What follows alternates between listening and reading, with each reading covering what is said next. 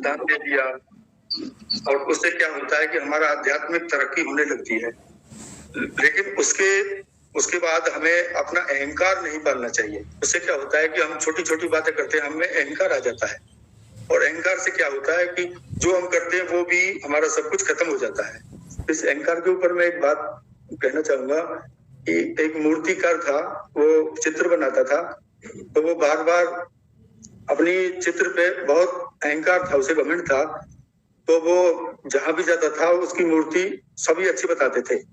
तो लास्ट में क्या होता है कि उसके मतलब लास्ट टाइम आ गया, उसका मरने के दिन आ गए, तो उसने 10 मूर्ति बनाई, तो वो उन 10 मूर्तियों के जो चित्र थे उसके बीच में आप बैठ गया, अपने जैसी मूर्ति बनाई उसने। तो हुआ क्या उसमें कि यमदूत आए, तो वो बोले कि अब वो पहचान नहीं पाएगी इसमें कलाकार चित्रकार कौन है और मूर्ति कौन सी है। तो उसमें यमदूत बोले कि भाई ये तो इसमें एक मूर्ति में कमी है, क्योंकि उसमें अहम था, तो अहम उसके सामने आ गया। तो यमदूत के सामने वो बोला मेरी मूर्ति में कोई कमी रह ही नहीं सकती। तो एकदम यमदूत बोले कि हाँ ये है वो असल आदमी, तो उसे वो ले जाने लगे, और मतलब वो काल अहंकार उसका काल से भी टकरा गया। काल भी मतलब काल ने उसे अपने उसमें जकड़ लिया, क्योंकि उसमें अहम था। इसी तरह शब्दानंद जी महाराज कहते थे कि इस जो कलयुग चल रहा है, काल और दयाल का ये देश है। तो शब्दानंद जी महाराज बार बार कहते थे कि काल ने अजब जगत भरमाया, मैं क्या क्या करूं बखान। क्योंकि होता क्या है कि काल हमारे अंदर तरह तरह की जो हमारे मन को जो पवित्र भी होता है वो अपवित्र होने लगता है, क्योंकि काल का जोर होता है। उसमें क्या होता है कि हम गलत काम करने लगते हैं और हमारा मन अपवित्र होने लगता है। उससे हमारा ना आध्यात्मिक जीवन बनता है, ना दुनियावी जीवन बनता है, और उससे हम दूसरी तरफ भटकने लगते हैं और गलत काम करने लगते हैं। अगर हम अपने दयाल के प्रति अपने दयाल के उसमें शरणागत रहें, तो हम अपने आध्यात्मिक रास्ते की तरफ जा सकते हैं, और जो कि हम अपने निज घर है हमारा, उसमें हम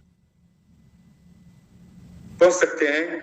बाकी उसमें होना पड़ेगा गुरु के प्रति शरणागत, हमें अपना मन पवित्र करना पड़ेगा, और मन के साथ साथ हमें अपने जो बुद्धि है, शुद्ध विचार वो रखने पड़ेंगे।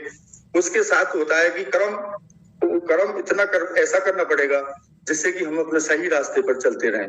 एक उस कर्म के ऊपर ही एक और बात है कि जंगल में जानवर थे, उनके साथ एक सांप भी रहता था। तो जो जानवर थे वो तो सीधे भागते थे, और जो सांप था वो हमेशा टेढ़ा चलता था, क्योंकि नेचुरल बात है, सांप हमेशा टेढ़ा ही चलता है। तो उसमें हुआ क्या कि सांप से कई बार जानवरों ने कहा कि आप सीधा चला करें, लेकिन सांप ने कभी नहीं मानी। तो सांप ऐसे ही अपने रूटीन में चलता रहा।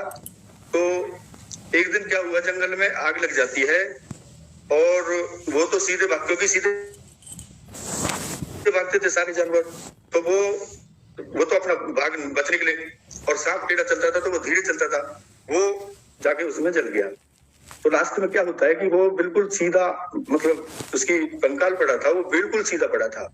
तो उसमें उन्होंने कहा कि अगर ये जीते जी हमारी इस बात को मजबूत, तो सारांश इसका यही है कि हमें जीते जी ही अपने उस काम में लग जाना चाहिए, या अहम नहीं होना चाहिए। हमें ऐसा कर्म करना चाहिए कि जिससे हम उस रास्ते पे, मालिक के रास्ते पे चलें, और अपना जो कर्तव्य है, जो मालिक से मिलने की जो निजगर है, उस पे हम पहुंच जाए।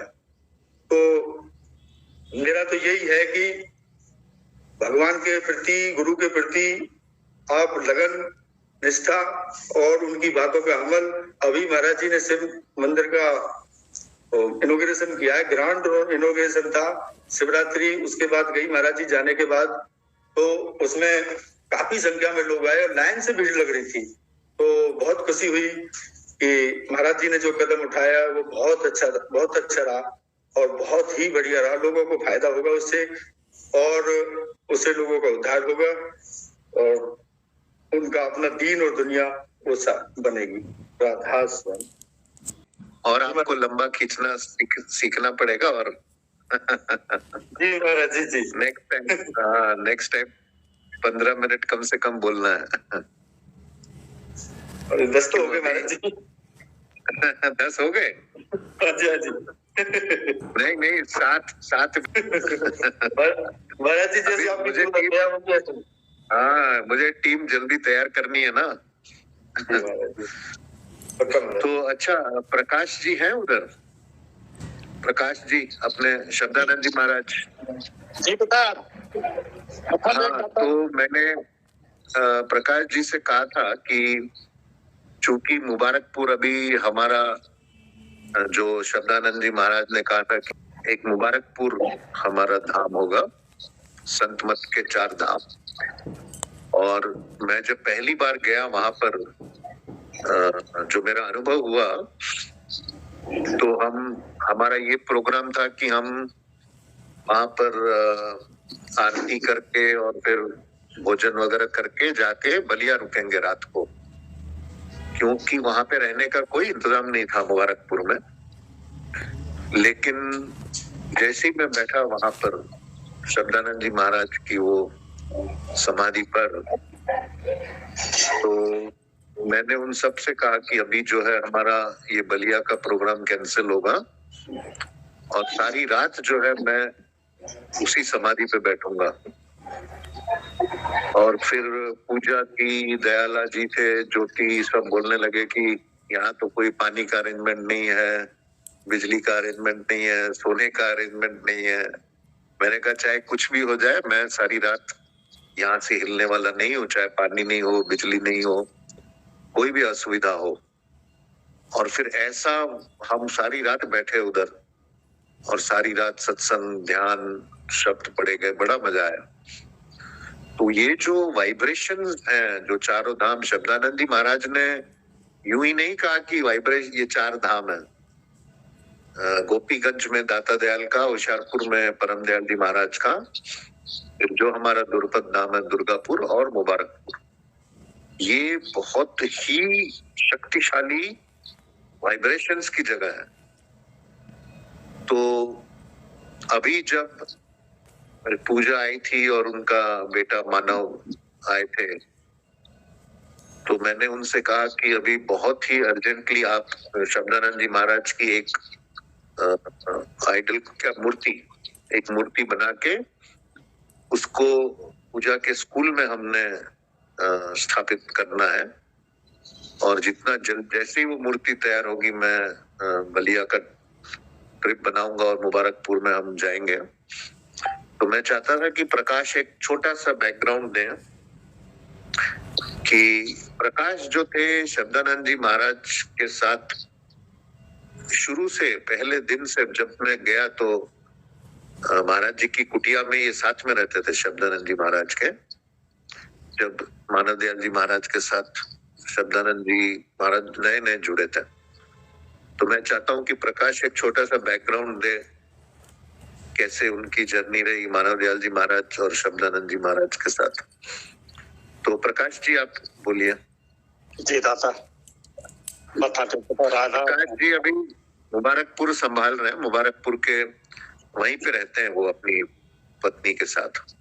राधा गुरु पद कंज कृपा सिंधु नर रूप हरि महामोह तम पुंज जासु वचन रवि कर निकर।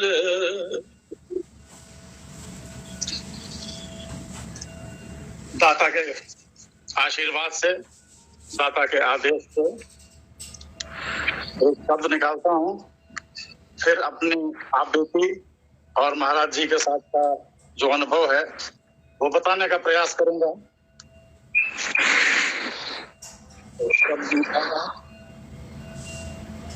बनत बनत बन जाए साधो, बनत बनत बन जाए, टेक न छोड़ो मुँह नहीं मोड़ो, टेक न छोड़ो मुँह नहीं मोड़ो, प्रेम डगर में आए साधो बनत बनत बन जाई निस्बासर रहे गुरु का सुमिरन निस्बासर रहे गुरु का सुमिरन प्रीत की रीत बढ़ाई साधो बनत बनत बन जाई साधो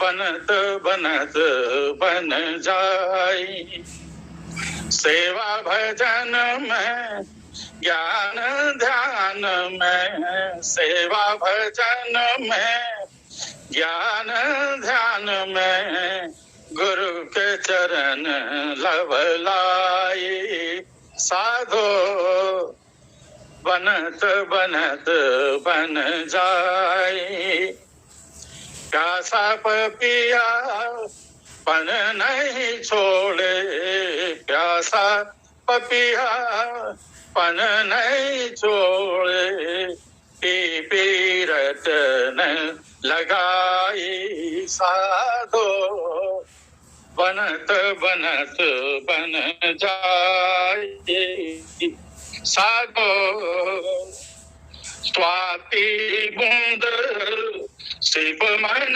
माना स्वाति बूंद शिव मन माना सकल नीर बिसराए साधो बनत बनत बन जाए साधो बनत बनत बन जाए राधा स्वामी शरण बलिहारी राधा स्वामी शरण बलिहारी सतगुरु भेद बताए साधो बनत बनत बन जाए।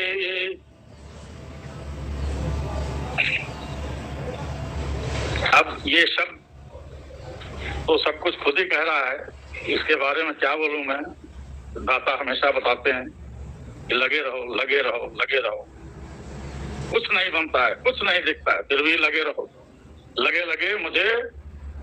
और अप डाउन होते हुए ऊपर नीचे होते हुए, कभी कभी बहुत अच्छी हालत, कभी कभी बिल्कुल सब कुछ समाप्त, मन की हालत जैसी भी है उस हिसाब से, लेकिन गुरु हमेशा आपको सहारा दे देता है, सहारा देता है। जब भी कुछ कमी महसूस होती है सदगुरु सहारा दे देते हैं और ट्रैक पर आदमी फिर आने लगता है, अपना प्रयास वैसे कर। जब इसको कहते ही अभ्यास है, ध्यान को कहते ही अभ्यास है, अभ्यास करते रहिए। तो मैं भी लगा हुआ हूं। अब आदेश है अपना अनुभव। तो मैं पढ़ने लिखने में कोई खास नहीं, खींच खांच के पढ़ाई लिखाई करने वाला आदमी। खेलने में बड़ा मन लगता था, खेल से घर आओ लेट आओ फिर डांट खाओ मार खाओ और मन नहीं लगता था। खैर किसी तरह से मरते जीते ग्रेजुएशन किया और भाग के दिल्ली आया, नौकरी वोकरी शुरू कर दी। इतने में मानव दयाल जी महाराज का पता चला कि सालवान स्कूल में सत्संग होगा। मैं साहब पहुंच गया वहां पर, पहली बार देखा नहीं, और महाराज जी से दर्शन हुआ। और इत्तेफाक से मुझे ऑफिस में कुछ दिक्कत भी चल रही थी, कोई मेरा सीनियर मुझे बहुत परेशान कर रहा था और नौकरी जाने की ही नौबत थी। तो मैंने 2 लफ्ज सिर्फ कहे कि महाराज जी अब मैं निराश होने ही वाला हूं। उन्होंने एक लफ्ज बोला, डोंट केयर, डोंट केयर। अब वैसे ही मैं तो वैसे ही केयरलेस आदमी था, उन्होंने बस डोंट केयर। अब और दूसरी बात भी कह दी, अभयदान है, जाओ अभयदान है। मुझे ऐसा लगा कि अभयदान का वो रक्षा कवच दे रहा है मुझे। तो मैं सीधा साधा सा पूर्वीय आदमी, तो बिल्कुल मैं तो फिर तो राणा प्रताप बन गया, गया ऑफिस में और फिर घर में ही मैं। मेरी चलने लगी और मैं फिर माता जी की दृष्टि पड़ी। माता जी ने कहा, कहाँ तुम दिल्ली में अपना इधर उधर भटकते रहते हो, तुम होशियारपुर आओ, पिताजी वहां अकेले हैं, तुम होशियारपुर आओ। माता जी होशियारपुर लेके। अच्छा, इस बीच एक अनुभव बताता हूँ खास। जब भी मानव दयाल जी महाराज देखते थे कि अच्छा आ गए, बहुत अच्छा किया, अच्छा आ गए, बहुत अच्छा किया, मुझे भी औरों को भी, इन्होंने कभी ये नहीं कहा कि भैया तुम ऐसे ही चल पड़े, तुम तो ड्यूटी में करते थे। कभी नहीं, कभी भी नहीं। आ गए, बहुत अच्छा किया। महाराज जी का भी यही अनुभव। महाराज जी तो मस्ती में भूल ही जाते थे कि मैं जब भी करता हूँ उसी होशियारपुर में आके और बस महाराज जी और महाराज जी और मानव दयाल जी महाराज जी। तो होशियारपुर में क्या बात है, वो समय क्या बात है, उसका कोई जवाब ही नहीं है। अच्छा जी, अब माता जी ने कहा था तो चलो तुम प्रेस का काम देखा करो, प्रेस का काम देखा करो, अपना कोऑर्डिनेटर जैसा अपना रोल करो और जो भी है छत्ता होता है वहां तुम देखा करो क्या कमी है, क्या करना है। चलने लगा काम, मेरा काम चलने लगा। तो होशियारपुर में उस जमाने में थोड़ा सा बड़ा टग ऑफ वार था, खींचतान हर तरीके से, यहाँ तक कि मंच से सत्संगों पर भी खींचातानी चलने लगती थी। ऑफिस में खींचातानी, ट्रस्ट में खींचातानी। एक हुआ करते थे उस जमाने में ऑफिसिएटर शिवप्रसाद जी चलती थी, उनकी खूब अच्छी चलती थी ऑफिस में, जैसे मर्जी। कभी मैंने उनको देखा है महाराज जी तक को चेक करते हुए किसी बात पे, उन्होंने महाराज जी ऐसे नहीं होता है, ऐसे होता है। अरे मैंने कहा भाई चलो ठीक है, जो महाराज जी ने कुछ नहीं कहा। लेकिन एक दिन किताब पोस्ट करनी थी, हर जगह भेजनी थी और मैं अकेला लगा हुआ था, कोई साथ नहीं आ रहा था ऑफिस से। और पता नहीं क्या बात हुई, एक सज्जन आए ऑफिस से ही उन्हीं के भेजे हुए, और एक आदमी मैंने जुटाया था उसको भी लेके चले गए। मुझे इतना गुस्सा आया कि मैं सारा सीनियर जूनियर का लिहाज छोड़ के और उन पर बरस पड़ा, और खूब अच्छे से बरस पड़ा। इत्तेफाक से माता जी उधर से गुजर गई। माता जी ने तो मुझे सुन लिया, माता जी ने खूब डांट लगाई अच्छे से, और पेशी हुई मेरी महाराज जी के पास। गया मैं सीढ़ियों से ऊपर, महाराज जी ने मेरी गर्दन पकड़ी, अपनी गोद में झुकाया और पीठ पे 4 धौल। Very good. अरे मैंने कहा ये तो कमाल ही हो गया है? मैं तो आज समझ रहा था आज मेरा काल है। लेकिन सदगुरु क्या जो शरण है, अरे कुछ जवाब नहीं है। सदगुरु के शरण का जवाब ही नहीं है, कुछ उसका हिसाब नहीं है। अभयदान मैंने समझ लिया कि होता क्या है। महाराज जी ने मुझे अभयदान दिया हुआ था उसी मंदिर में। महाराज जी, एक बच्चा था वहां पर कमल नाम का, उसको दुबई लेके गए थे। एक दिन वहां वही मंदिर प्रांगण में ही एक जने थे पंडित जी, उसके ऊपर पूरा परिवार उनका जूता चप्पल लेकर पिल पड़ा कि बस इसको मारो। पता नहीं कहां से मैं आ गया था। कवि थे, शायर थे, सब में जाना और कहीं से 1 रुपया लेकर नहीं आना। सब लोग अपनी पेमेंट लेके आए थे। ये हमेशा वहीं जाते जहां से पैसा नहीं लेना है। सब अपनी कला का 1 रुपया उन्होंने जीवन में नहीं लिया कि बस ये जो टीचिंग करता हूं ये मेरा काम है, इसकी तनख्वाह से ही गुजारा करूंगा। उसके अलावा ना मैं ललित कला के तो वो आदर्श थे, ललित कला के वो ड्राइंग जानते थे, वो गाना जानते थे, वो कविता जानते थे, वो शायरी करते थे। अखबारों में नाम आता था उनका। बलिया में लड़के ले आके देखा तुम्हारे पिताजी का नाम आया पास। आराम से जीवन बिताया उन्होंने, और जैसे ही उनका रिटायरमेंट हुआ, सारी चिंता छोड़ के कि मेरा घर कैसे चलेगा है। लोग रिटायरमेंट के बाद सिर पीटते रहते हैं कि अब मेरा कैसे होगा, अब तो मेरी तनख्वाह है। उस जमाने में तो 1/10 पेंशन मिला करती थी, अब मेरा घर कैसे चलेगा। उन्होंने जरा सा भी नहीं शिकवा, तुरंत अब मेरा काम महाराज जी के साथ चले गए। अब आपको मैं एक अनुभव बताता हूँ पिताजी की सेवा के बारे में। सब जानते हैं वो कैसे वो गेट से उनको चोट लग गई थी और सिर पे अपना वो तौलिया बांध के महाराज जी की सेवा में लगे। आखिरी समय में जब उन्होंने गद्दी ये नेगी साहब जी महाराज को सौंप दिया था, तब की कहानी है। मैं होरियारपुर में नहीं रहता था, कहीं से आया उस सत्संग में, और मैंने देखा महाराज जी अपने कमरे में, माता जी तो थी नहीं, महाराज जी अपने कमरे में अकेले पड़े हुए हैं। सारा लाव लश्कर वो नेगी साहब जी महाराज के पास है। उनको अपना लोग छतरी उतरी लगा के उतार के स्टेज पर ले गए। महाराज जी वहां बैठे के बैठे, मुझे लगा महाराज जी यहीं बैठे हुए हैं और सब लोग वहां स्टेज पर, ये कैसे हो रहा है? ये होना तो ये चाहिए था कि नेगी साहब महाराज जी के पास आते और कहते कि महाराज जी चला जाए। ये नहीं हुआ। नेगी साहब अपना छतरी उतरी लगा के स्टेज पे पहुंच गए।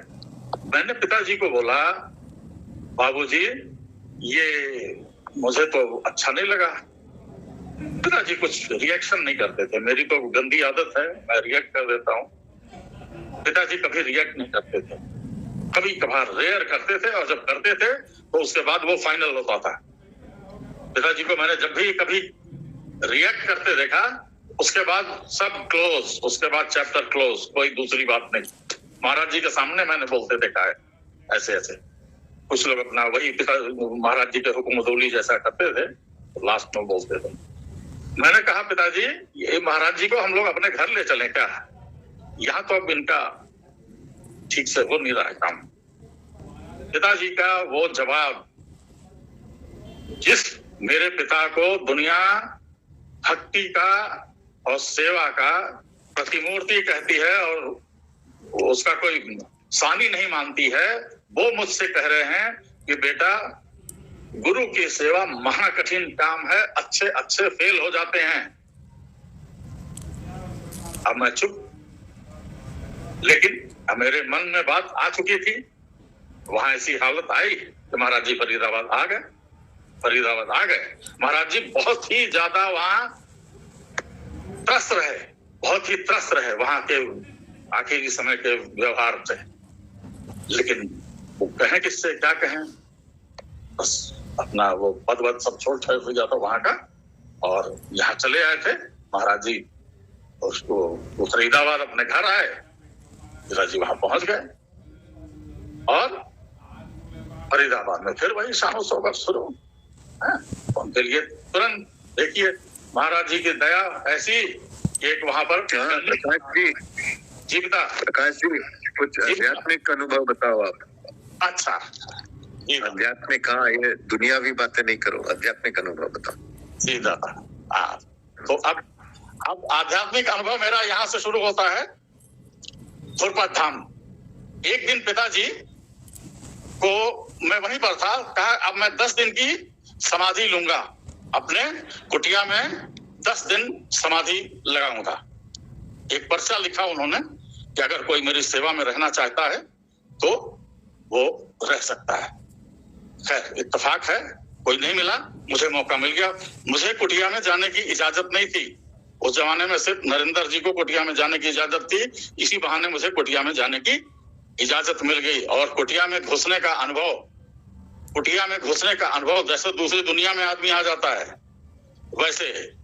तो वहां 2-4 दिन ऐसे सेवा करते करते फिर मौका मिला। मैंने फिर बोला पिताजी से कि मेरा क्या होगा। खैर उन्होंने कहा कि ठीक है, तुम गंजू जी से जाओ और नामदान ले लो। गंजू जी ने कहा आप हैं यहाँ पर तो मैं कैसे नामदान दूं? कहा नहीं, इसको नामदान आप देंगे। खैर गंजू जी महाराज ने नामदान दिया, और जैसे कहते हैं ना, गुरु कुछ जादू कर देते हैं, सदगुरु जादू कर देते हैं, और शुरू बस लाल रोशनी से काम मेरा शुरू। और पिताजी में ऐसा मन भूख लगना बंद हो गई। पिताजी तो खाते ही नहीं थे। मैं दिन में सेवा में रहता था, और रात में उनकी कुटिया के बाहर सोचता था कि मुझे नींद ना आ जाए, रात में उठे और कोई उनको तकलीफ ना होने पाए। वहां से बहुत सुंदर अनुभव मेरा हुआ। और अब उसको मैं सत्संग में तो वो बताने का रिवाज नहीं है। पिताजी ने मुझे कहा तुम निश्चिंत रहो, तुम्हारा समय पे काम हो जाएगा और अपना काम में लगे रहो। एक इशारा जरूर कर दिया था उन्होंने। एक दिन मैं भोर में उठ के रोने लगा कि मैंने तो अपना सारा जीवन जाया कर दिया, कुछ किया ही नहीं मैंने। क्या चाहते हो? रुपया पैसा चाहते हो? रुपया पैसा कभी ये तो था कि कभी सदगुरु से रुपया पैसा मत मांगना, कभी परारस मत मांगना, ये ध्यान था कि नहीं और मेरा कल्याण। और उन्होंने आखिर मैंने पिताजी वो परम दयाल जी महाराज ने कहा था कि मैं सत्य का अवतार हूँ, मानव दयाल जी महाराज ने कहा था कि मैं प्रेम का अवतार हूँ, आप अपना बताइए। कहा मैं नहीं, मैं जगत कल्याण का मैंने काम किया है।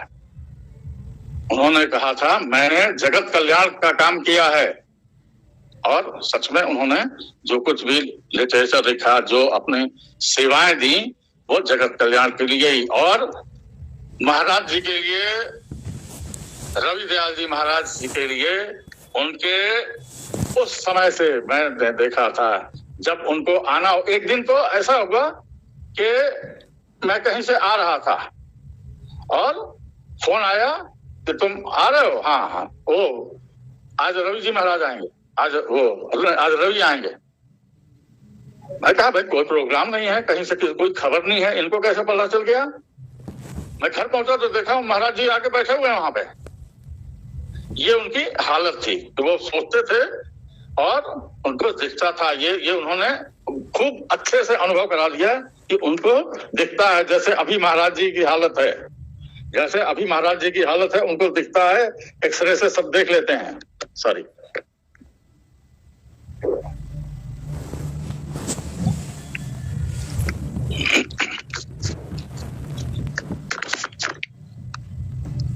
अब